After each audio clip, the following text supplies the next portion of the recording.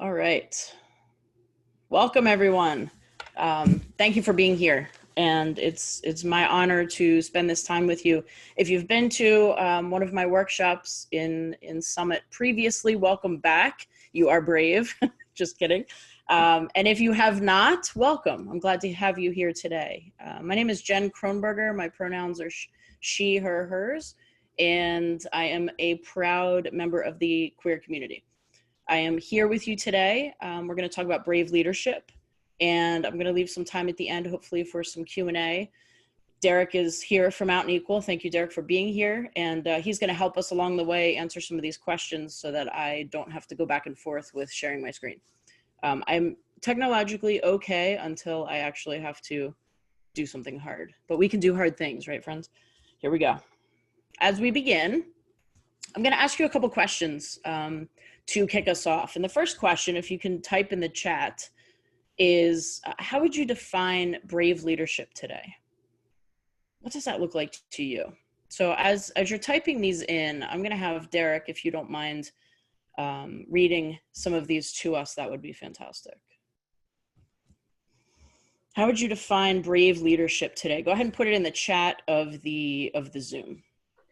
Wow, there's a lot. We have taking risk, thoughtful to collaborators, vulnerable and honest, authentic, and many, many more responses are coming in. Vulnerable, servant leader, excellent. Taking risks and hiring. Beautiful. Okay, good. We're going to go with that. Thank you, Derek. Absolutely. And there's no wrong answers. Obviously, I know we've heard that 1,000 times in our lives, right? But is that really true? It's true. Question number 2, does your workplace celebrate and elevate brave leaders? Give me a shout out for that one. Derek? We've got a lot of yes, very enthusiastic, positive responses. Some Beautiful. Not really. I see some sometimes. Okay. Yeah. Okay. And so we're all over the board on that one as well. What about question number 3? Rate your feeling of belonging at work from 1 to 5. 1 on the low end, 5 on the high end. Where are we, Derek? We see 5s and 4s and 3s, and 1, okay. 2.5. Heavy on the 4s and 5s, though. Very good. Okay. And then the last question to kick us off. Do you feel you have the permission to be brave at work? Wow, it's pretty mixed on that one. Yep. Okay. Yep. And typically, what we see is quite a range when I ask these questions, right? These are things that, oftentimes leaders who aren't brave leaders don't talk about this, and they don't really understand how to talk about it. But as we get going here, and as we're going to dig into this, I'm going to have Derek kind of monitor the chat for some questions. If you have questions, go ahead and put them in the Zoom chat. And at the end, hopefully we'll be able to get to as many as we can. Derek's going to kind of put those together for us. So thank you for that. So this is my best way of coming up with what brave leaders really are. Brave leaders know who they are, understand the power of compassion, are able to sit in empathy, and cultivate cultures of belonging everywhere they show up. To me, that's what a brave leader is. And that's what we're going to talk about today. I want us to start to dig into what some of these concepts look like and how we can do this on a day-to-day basis in the workplace. So here are 5 letters. And if you know anything about me, I do everything in 5 words. So brave, for me, this worked out perfectly. Belonging, resilience, authenticity, vulnerability, and empathy.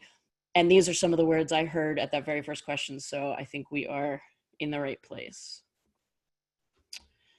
So let's dive right in. I saw this, I love this graphic from Quartz at Work. Look at the one on the left when you feel belonging and when you don't. The worrying versus the working. How productive are we when we feel like we don't belong? What are we focused on? Where are we spending our time and energy? Think about for yourself, and also think about what it might look like when you see someone else in this same space. Do we notice it? Do we advocate for them? Do we step in? Do we say something? Do we just let them know that we're there? That's a big one. And so I wanted to kick it off by just kind of giving you this graphic and really signifying we have some work to do. Belonging is being accepted and included, right? So there's this epidemic of loneliness, and it's been studied for a while now, and loneliness is being seen right now by psychologists around the world as an epidemic. Last year, at the end of last year, I did my last TED Talk on exactly this topic. I talked about compassion and connection and community, and how loneliness was one of the biggest issues we are facing right now today. And the pain of loneliness and exclusion, here's the interesting thing. They're both seen in the same place in the brain where we see physical pain. Let that sink in for a second. It is the equivalent of smoking 15 cigarettes a day. It's a greater risk factor to your health right now than obesity. Okay, let these things sink in. This is what the studies have come back and told us. Here's what's interesting to me. Loneliness is not about who's by your side. Okay, it's not about being somewhere and not feeling like you're alone. Loneliness and being alone are two totally different things, right? It's not any better if you're married. So over 50% of those who talked about feeling chronic loneliness were actually married. So it's not about being alone. It's what's happening inside. And the age group right now that is showing the highest risk for chronic loneliness is 16 to 24-year-olds. And that number is only on the rise. So we have some work to be done. What kind of legacy are we going to leave? What are we teaching those who come behind us? And how can we do this differently so that this epidemic is no longer an epidemic for those who right now might be feeling, and especially today, might be feeling that this is one of the most important things to talk about. I will tell you again that most of this study was last year. Imagine where we are today, because today we are in a totally different situation, right? We're being told to isolate. We're being told to socially distance. Think about how much more these numbers are going up today, and what can we do about it? Well, I believe strongly that the answer to loneliness and the pain of exclusion is understanding belonging. So every summer, I speak at a high school program called the Pennsylvania Free Enterprise Week. And it's something that I love to do, and it's something I have a really great relationship with the organization. And I'm honored to be there every year.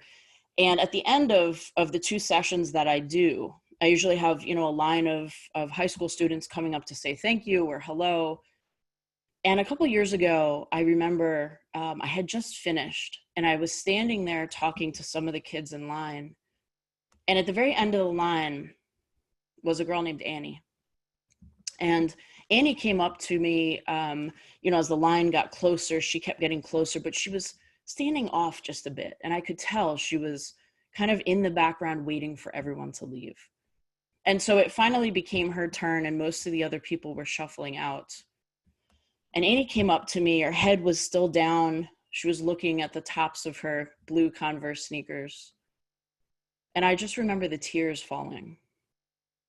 And I remember Annie looked up to me and she said, I just wanted to say thank you, because I think this is the first time in my life that I have ever felt seen. And in that moment, I realized how much work there is to be done. That this idea of loneliness, that this idea of belonging that can start to take over loneliness is so critically important, especially for young people. And so today, more than ever, it's important to recognize how we're showing up and how often we're showing up.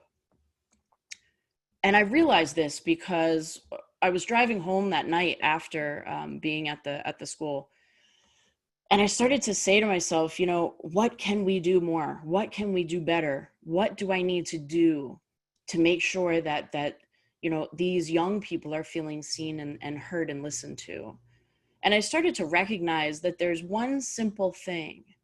Every single human being, every single one of us, we want these two things in life. We want to be seen and we want to be listened to because it validates our very human existence. So that validation is missing for many, many people. And belonging is the way that we can pull that in and create a safe space. Belonging is a basic human need. There's a quote, I'm not going to read this to you, but something that really stood out. 40% of people say they feel isolated at work. This comes from an article. Now, again, notice the date, December 2019, from the Harvard Business Review. Just at the beginning of last year, just before we entered into this pandemic, this time of isolation. So notice what comes of this: lower organizational commitment and engagement. You know, US businesses are spending nearly $8 billion a year on D&I trainings. And the article talked about how they miss the mark because of one simple reason. They neglect our need to feel included. Now, notice the word that's used here, feel. Belonging is a feeling. It's at the end of the day, every single thing we do is about how we want to feel. Think about it. Did you ever set a goal? Did you ever not achieve the goal? Right? How many of you thought about, you know, maybe this is the year I'm going to get up in the morning and go to the gym, I swear, right? Yeah. So why does that not happen, right? It's because the why, the driving force of how we want to feel, isn't strong enough. It just isn't. And so we make excuses. Every single thing, it's cozier and more comfortable to stay in bed, right? It's about how we want to feel. The last car I bought, I remember walking onto the lot and I said to the guy who came up to me and he was like, you know, what are the top 3 things you need in a vehicle? Now, don't judge me, but this was my answer. Heated leather seats because I drive everywhere, a sunroof to see the moon and the stars and the sun because I drive everywhere, and a really good sound system because I drive everywhere. Not one time did I ask for 4 tires and an engine. That might have made sense, right? He said, what did you need? Not what do you want? But see, those needs, it's all about how I wanted to feel. Belonging is a feeling. No surprise that it shows up in the very center of Maslow's hierarchy of needs, right? And right now, at a time that we are working so hard to just fulfill the bottom 2, forget about trying to, you know, get to the top of this. Right now, we are just struggling trying to get the bottom 2 met. That makes the middle, the love and belonging, the struggle too. And so I want you to recognize why this is important, why we focus on this, because to get to this place is the only way we can get beyond it. So it's safe to say that belonging is good for business, isn't it? We've heard so much of that this week so far.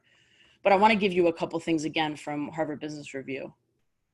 High belonging was linked to 56% increase in job performance, a 50% drop in turnover risk, a 75% reduction in sick days, and an overall feeling of inclusion and belonging is proven to cause employees to give more effort.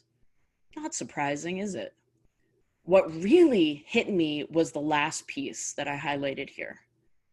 For a 10,000 person company, this would result in a savings of more than $52 million a year. So people ask, put a number on it. Here it is.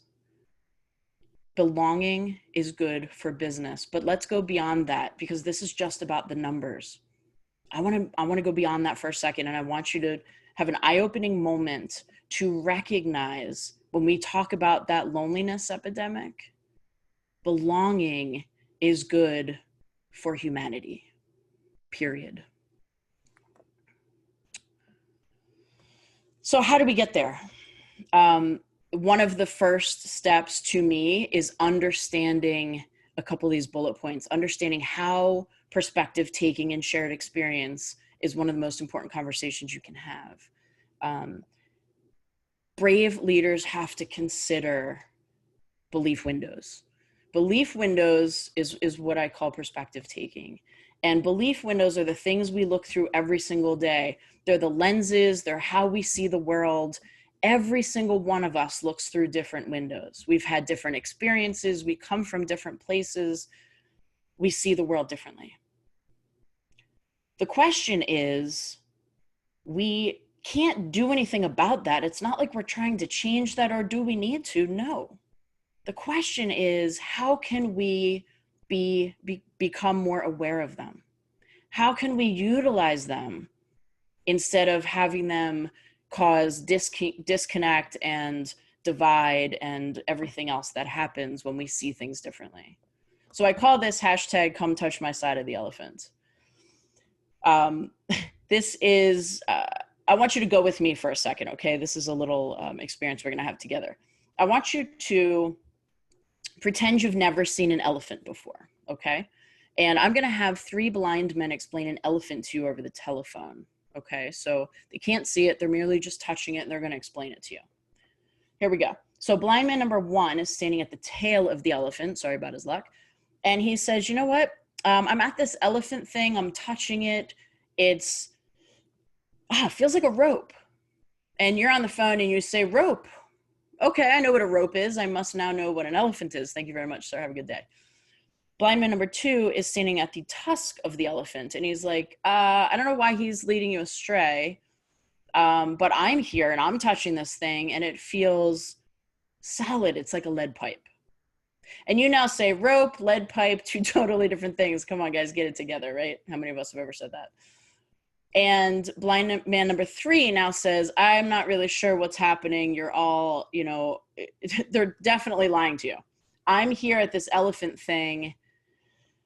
It's big and round and rough. It feels like a tree trunk. And he's standing at the leg of the elephant. And now you hang up the phone. You're disgusted. You're like, this is ridiculous. You're not, can't all be talking about the same thing, right? Of course they are. See, all we know is all we know. And we can look at the thing and we can say, no, I know I'm right because I'm looking at it. This is the truth. I know what the truth is. I see it. But the problem is we're all looking at a different part of the elephant. And so in order to be able to have these shared experiences and this perspective taking, we have to understand what it means to say, maybe we need more come touch my side of the elephant moments, where we say, come with me and let's look at this from this angle. Oh, okay, I get it. Now let's come over here. Oh, all right. I never would have seen that, right? We don't know anything beyond the thing that we're looking at in the moment. So let that sink in. And when you're having those conversations where you need come touch my side of the elephant moments, take a pause, recognize it, and turn around. And maybe sometimes we just have to look in the opposite direction.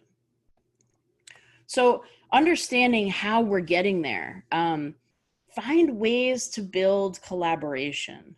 This is something that I talk about all the time. How can you invite others in, right? Encouraging mentorship, inclusive language, taking initiative to find empowerments in smaller moments, not just the big things that you can say, look what we did, but the small things that move those bigger things forward. And then having a shared vision, a joint mission, and a driven purpose daily. So I want you to think about when you're standing together, you know, in the workplace, you walk down the hall, maybe you're going to grab lunch, and you're standing with a group of people. And the way we do this, typically, what we stand in a circle, right? I invite you to stand in a horseshoe instead, because I believe strongly, and I've heard this a few times now, and I know Glennon actually said this a while back as well, but understanding that when we stand in a horseshoe and we invite others in, it gives that opening for people to join us instead of being closed off in a circle where people don't want to try to find their way in, right? How many of you have ever done that? I know I have. So understand that when we foster this kind of belonging where we're focused on the right things and we're doing things that invite people to be a part of that, we win. So I wrote this focused on vision, mission, and purpose. And I'm only sharing this with you because I want you to look at the date. I wrote this March 4th. Now, if you're here in the United States, just about a week later, everything shut down, not even a week later.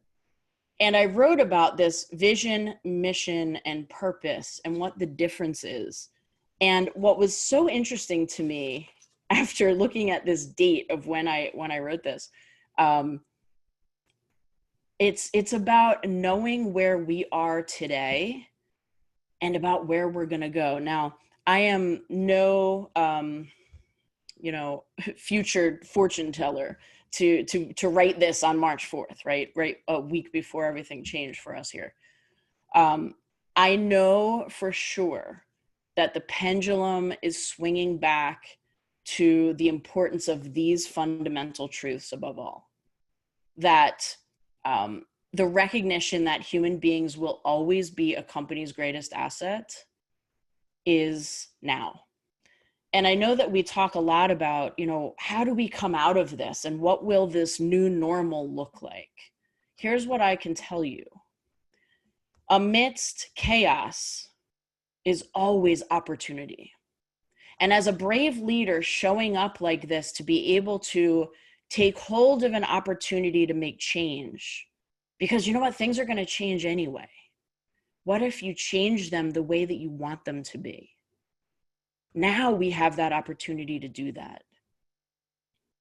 So I love this quote. And I want you to think about what resilience is. This is our second word. Resilience is being able to show up when we don't feel like we can show up. And I'm sure a lot of you have been in that place where you don't feel like you can show up, but you do it anyway. And when you continue to do it anyway, you build this resilience muscle. Brave leaders leave no one behind. And, it's almost like what we have to practice right now as a humanity in crisis. It's about understanding how we show up as resilient leaders and how we bring our people with us. I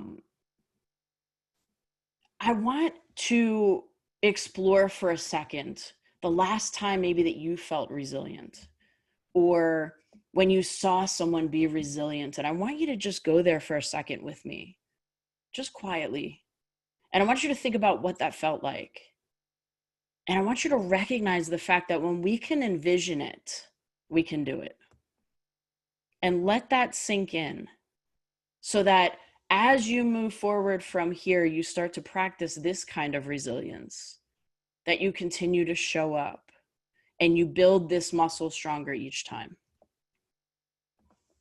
Advancing despite adversity. So I put here the process of adapting, right? Because as resilient leaders, we have to adapt. And especially right now, right? We have to adapt. And it's about adapting well in the face of adversity.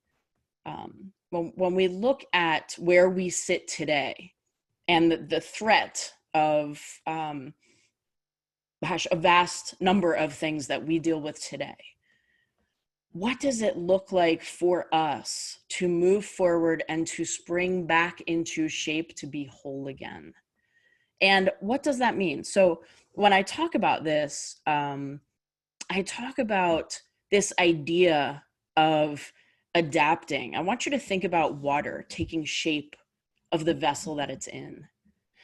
And regardless of what surrounds us, taking shape to fit the edges that are given to us is really what resilience is, right? It's about being able to find our way into this space that creates more space, and it creates in its vastness the ability to flow.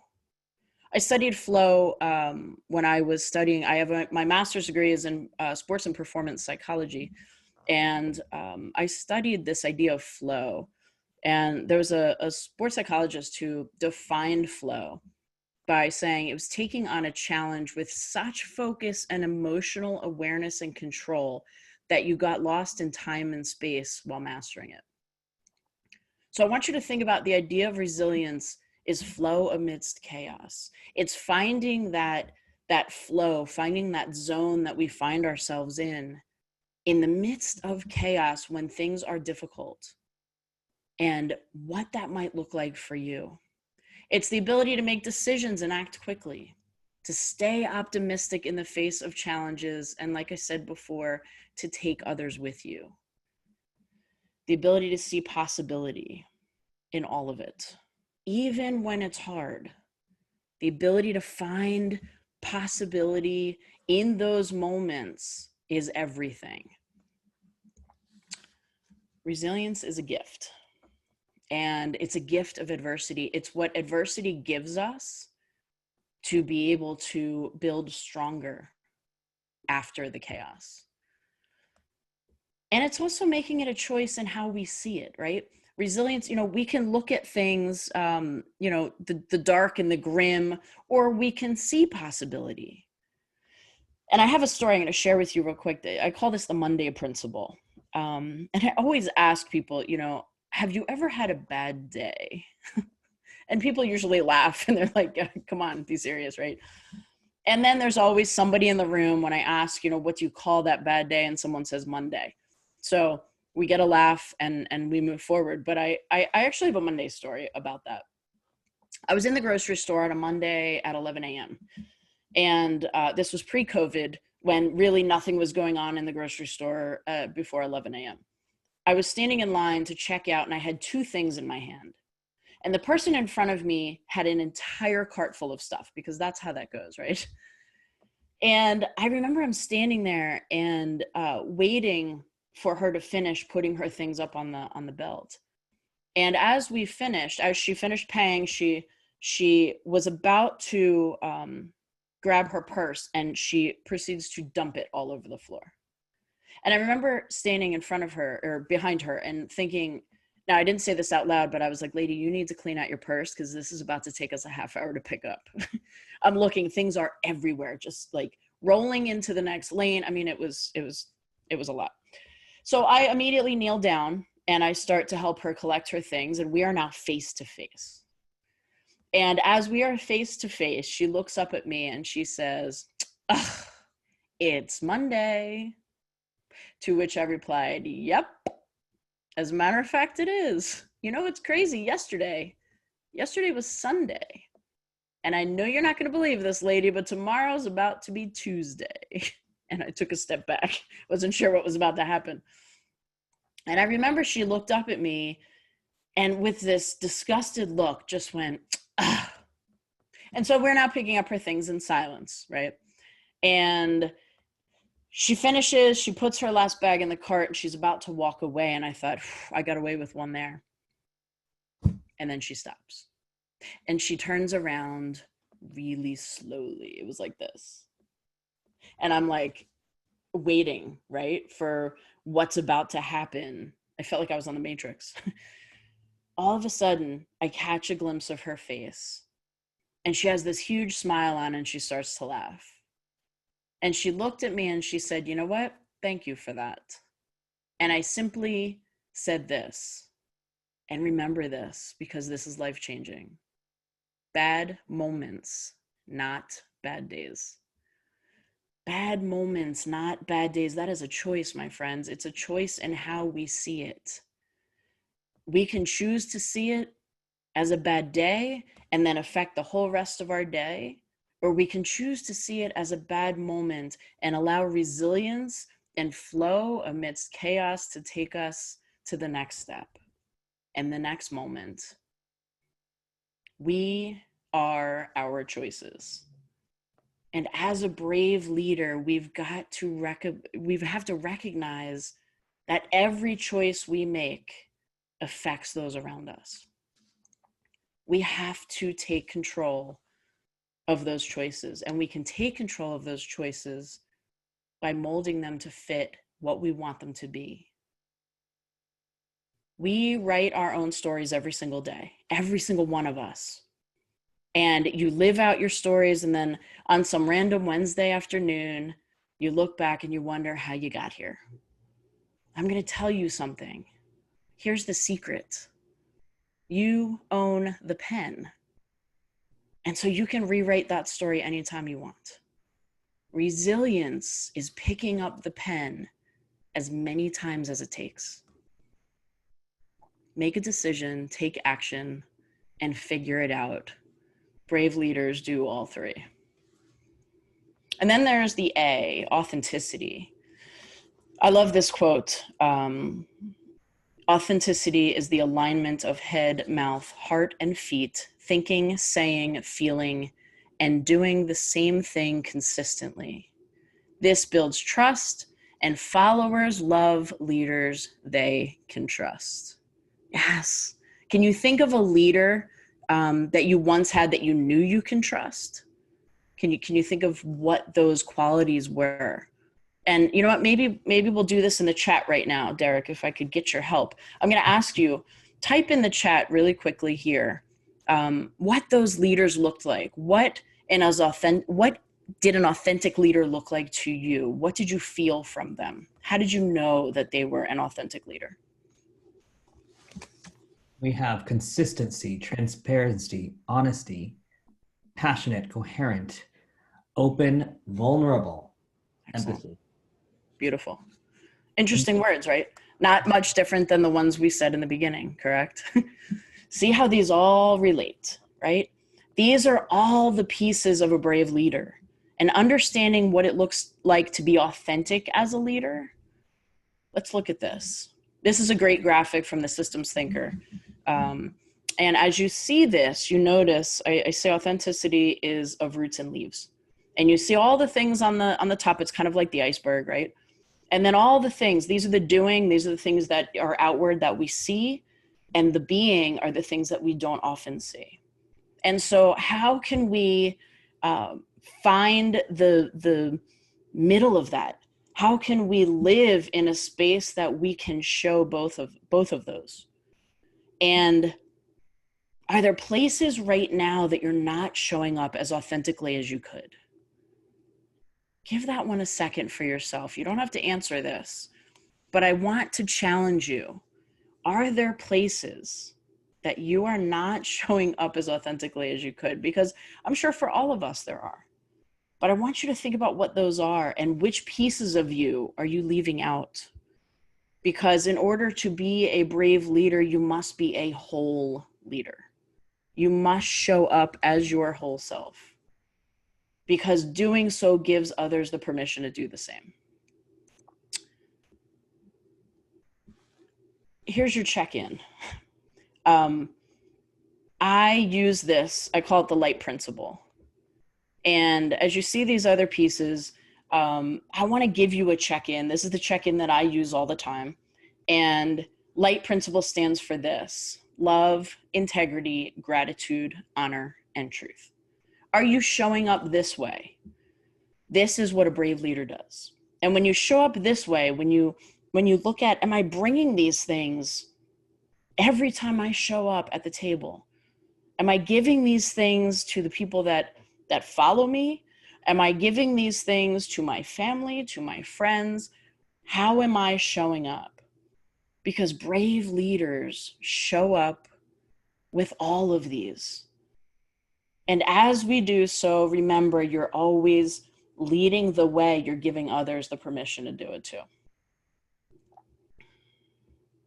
So I thought this was really cool. I studied a lot of Greek philosophy and all sorts of different things here. But when I looked at authenticity, the roots of authentic leadership actually come from ancient Greek philosophy. And it focuses on the development of core values and virtues. And I'm sure you've all heard the term know thyself. And in Greek, it's actually gnothi seoton. And the interesting thing about this is that those words were inscribed on the the arch above the temple of Apollo on Delphi. And this was, it goes that far back. This was a virtue. This was something that was at the core of every single thing, that was built around that. And understanding how to go to the core of this tenet is how we show up. And as a brave leader, we have to know who we are at the core, because who we are will shape everything else we do. And who we are, I don't just mean, your name and your job title and, whether you're married or single or have a family. It's not that. That's what you are. Who you are at the core are your personal non-negotiables. They're those things that you don't compromise for anybody.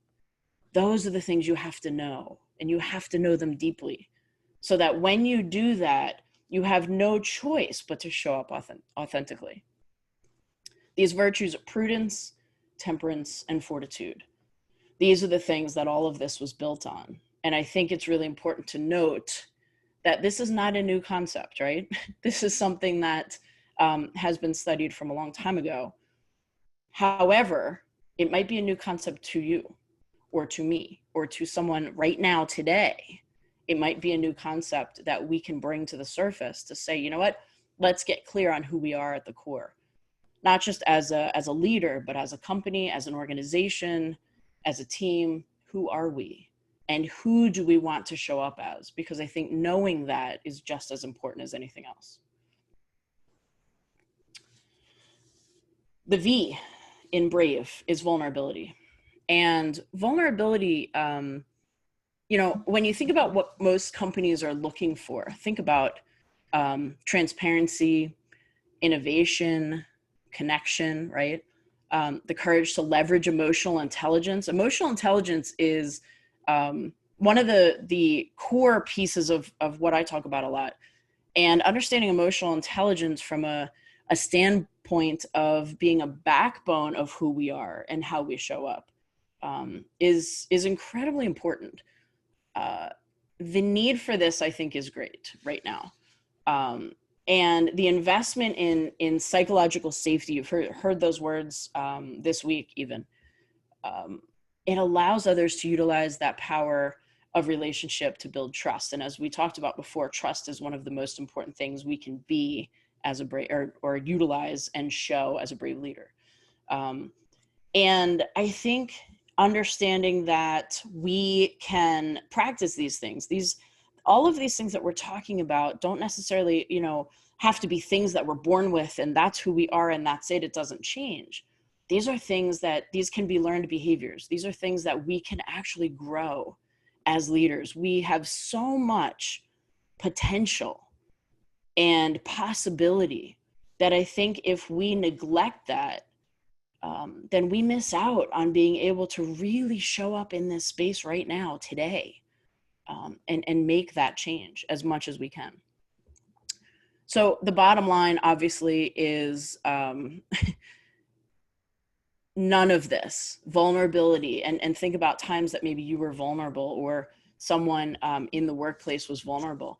None of this stuff can exist without trust. And I think that doesn't even need to be said, but without one, you simply can't have the other. But why do we struggle so much with that?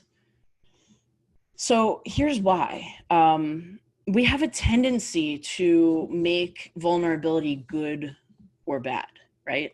We have this tendency as a human being to attach emotion to it. We do it with failure also.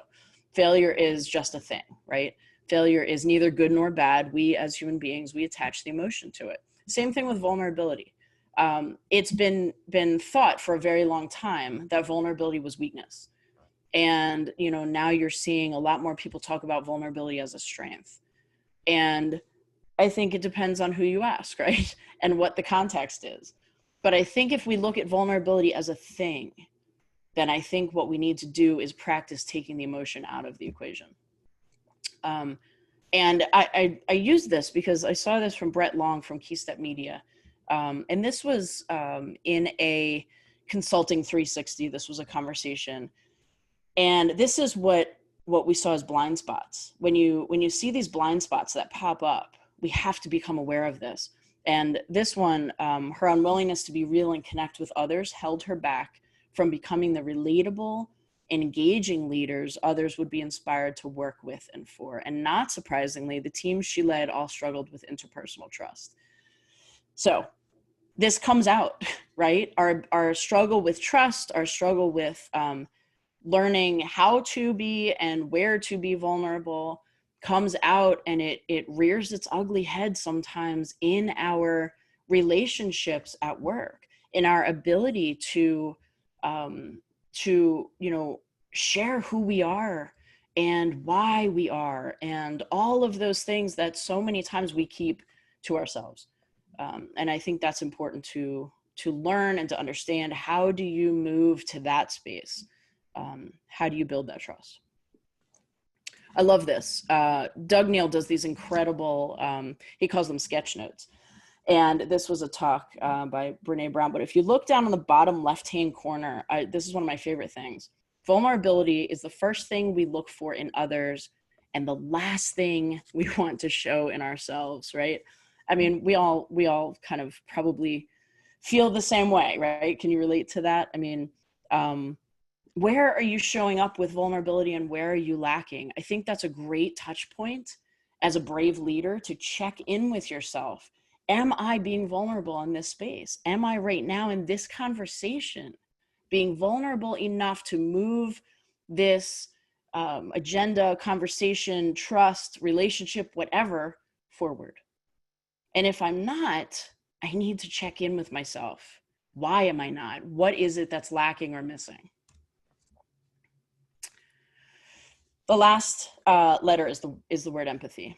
And to me, in studying empathy is such an important piece of understanding how we relate and how we communicate with each other.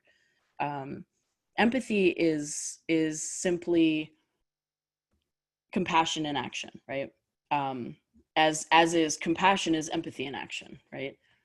As we talk about these two things and the interchangeable feeling of these, I want to focus for a second on the difference between apathy, sympathy, and empathy, because I think sometimes get them confused. Apathy is easy; it's void of all feeling, right? There's no emotion. That's the easy one. But the sympathy and empathy, I think, are interchangeable by accident sometimes.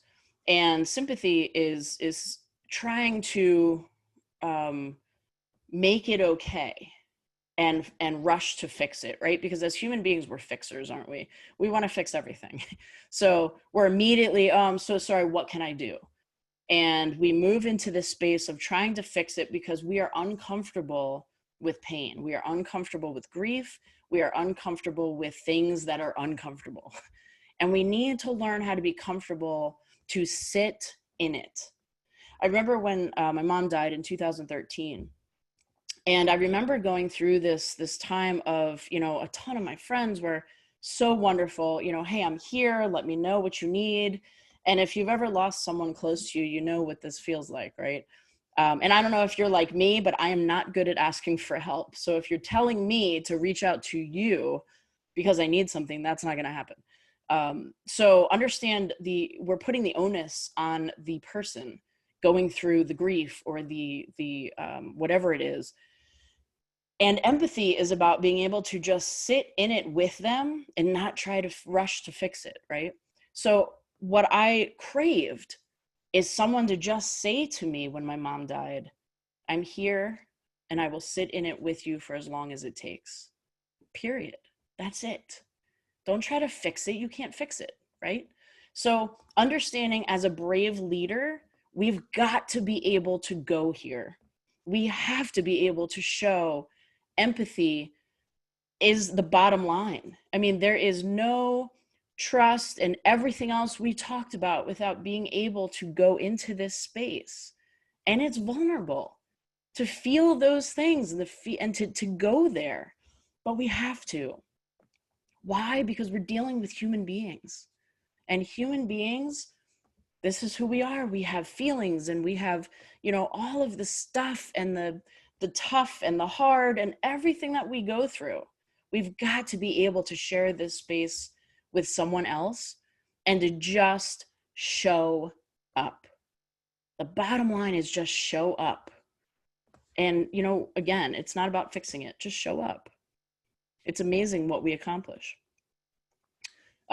This I thought was great. I did not write this, but this was August, just a month and a half ago. The future of leadership is empathy, and companies are better for it, period. This is, again, something that's getting a lot of talk right now, especially now in the world that we live today. We have got to be able to show up with empathy for everything that everyone's going through. And understanding, you know, from the mental health side as well. The other piece that I think is really important about empathy is it's almost like a coaching mindset. It's embracing the strengths first, coach to the weaknesses, that kind of stuff. But here's the other thing that empathy does. It's helping people kind of find the answers, not finding them for them. Empathy is sitting in it and allowing you to feel what you feel and to do what you need to do and to try to find the answers instead of me rushing to try to find them for you. Doing this breeds inclusivity, innovation, it lessens reactivity, and stress and depression and anxiety, which we all know are very critical today, more than ever. And how does this affect mental health? So this was eye-opening.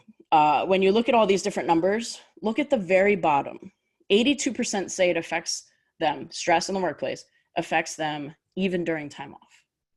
And so understanding, we've talked a lot about mental health, which I think is so important, and we need to keep talking about it because this is something that so many of us struggle with. How can we bridge these gaps between people? Remember how I started talking today that, you know, human beings are a company's greatest asset, and they always will be. So how do we show up in this space more effectively to make sure that people feel seen and listened to, and that they are in a safe space? Psychological safety is everything. Practicing compassion and empathy is like, I like to think about it as when I was a kid, I used to play a big game of manhunt. I don't know if you ever did this, but we used to do this in my neighborhood when it was getting dark, and the street lamps were coming on.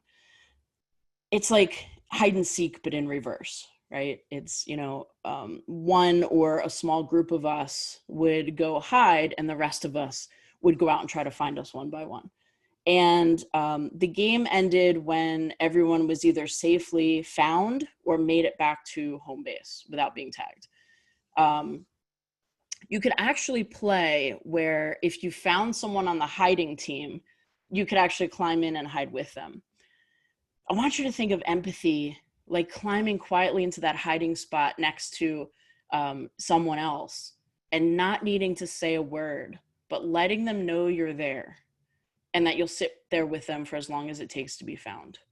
If each of us practiced this kind of brave leadership, recognizing the importance of each of these 5 words we talked about today, we will never lose sight of influencing a society that no longer craves connection, but cultivates a sense of belonging everywhere we show up.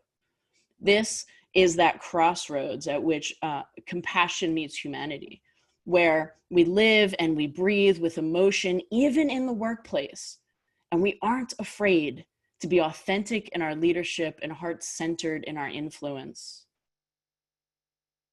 Brave leadership is what we need right now more than ever, not only to save our workplaces and our families and ourselves, but to save our humanity at the very core. Thank you so much for showing up with me today. It's my deepest honor to be a part of this, to be here with you. I want you to please connect with me so that we can continue this conversation and move forward and create more brave leaders in everywhere across the globe. I'm going to ask you, before we have a couple minutes left here quick, to do a couple of questions.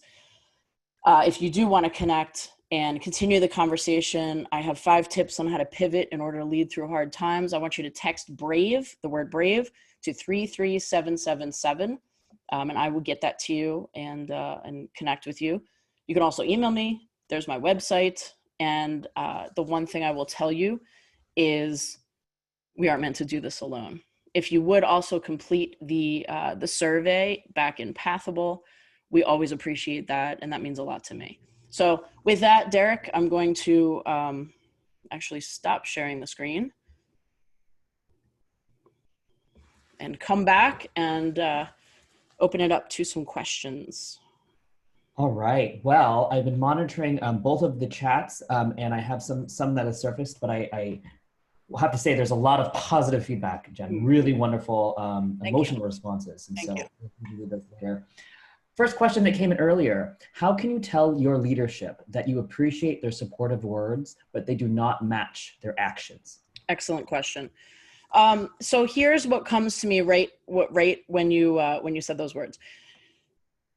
I think, and again, this might seem simplistic, but go here with me for a second. I think one of the most important things we can do is learn how to have brave conversations, right?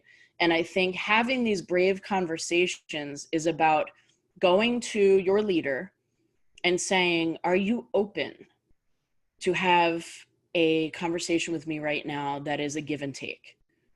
And being able to ask for that, I think, is so incredibly powerful. Ask the question.